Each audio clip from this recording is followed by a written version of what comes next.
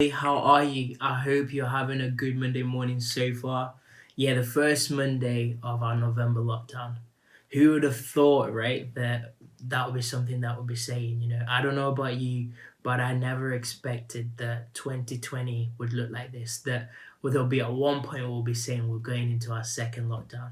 But here we are, and as they always say, when you're given lemons, always try and make lemonade with that. And that's what we're going to try and do. And as we're going into our second lockdown, I just wanted to remind you or advise you, if this is the first time hearing this, there's certain things that I want to encourage you to keep doing whilst we're going into lockdown. And one of those things is keeping routine. The power of routine. There's so much power in making sure that we have a routine. I don't know about you, but it's so easy to fall into the trap of when you're in the house, waking up whenever, going to sleep whenever, maybe not even exercising, just doing things as you feel. But I want to encourage you. One of the powers of making sure that we make those lemons into lemonade is making sure that we keep our routine. If that's waking up in the morning, making your bed, brushing your teeth, spending time with God, having some breakfast, whatever your routine, just make sure you have a routine that you can stick to during this month that we're about to embark.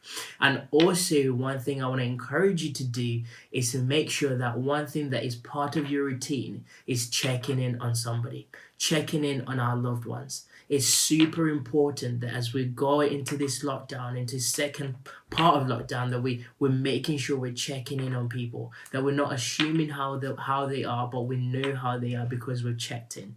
Listen to this. Isaiah 52 verse 7 says, "How beautiful on the mountain are the feet of those who bring good news."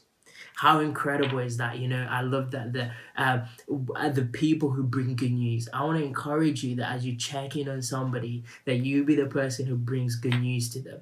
I know our conventional way of checking in on people might not look the same, so we might not ask for people to go on a coffee date with us or going round to their house. But thank God for technology that will be able to still be able to bring good news to those that we love, to bring good news to those that we're checking in on.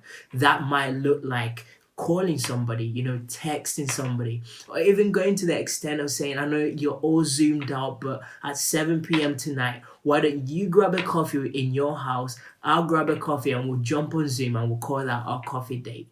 But there's an importance of bringing good news. Isaiah reminds us how beautiful on the mountain are the feet of those who bring good news. I want to encourage you that as part of your routine, why don't you make that a habit this time? Make it that you're checking in on somebody every day. You're maybe not every day, but make it a routine. Make it some part of your routine where you're checking in on somebody and you're bringing good news to them.